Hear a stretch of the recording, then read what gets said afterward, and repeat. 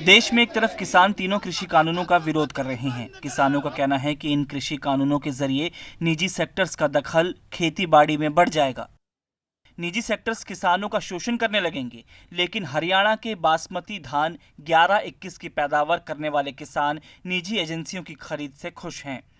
किसान रोजाना बढ़ रहे बासमती के 11-21 और पूसा किस्म के धान के दामों से गदगद हैं। पिछले हफ्ते बासमती 11-21 के भाव 2700 से 2800 रुपए प्रति क्विंटल था, लेकिन अब बासमती 11-21 का दाम 3150 रुपए तक पहुंच गया है। पूसा बासमती के भाव 4700 रुपए प्रति क्विंटल तक पहुंच गए हैं और किसानों का कहना है कि अच्छा भाव मिलने से किसानों का खर्च भी पूरा होगा और थोड़ा मुनाफा भी होगा। ये धान प्राइवेट एजेंसी की तरफ से खरीदी जा रही है। आज बिके 3150 रुपये, जिसमें 500 रुपये की तेजी है हर धान में, कोई भी क्वालिटी हो। तो पिछले कितने दिनों से लगातार बढ़ती जा रही है दाम? 20 दिनों से लगातार बढ़ती जा रही है। तो कौन कौन खरीदता है इसको, जो बासमती दान है कौन खरीदता है? बासमती की जो भी वैरायटी है, चाहे वो 1509 हो या 1121 हो या पूसा 44 हो या बासमती हो, तो सारी की सारी एक्सपोर्ट क्वालिटी है।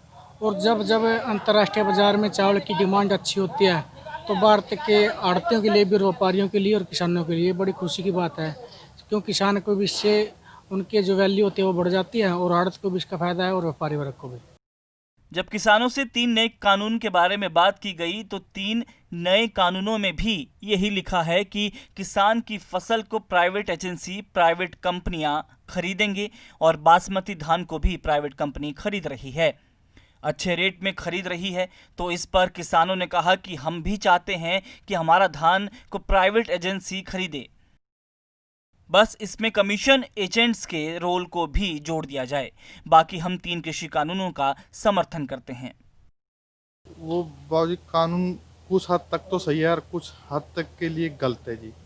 उसमें सिर्फ आड़ती के थ्रू कर देते तो बढ़िया था जी। आड़ती हमारा एटीएम है, आधी रात को हमको 5000 की ज़रूरत है, 10,000 की ज़रूरत है, कहीं की भी ज़रूरत है, हमारा वो बैंक है जी।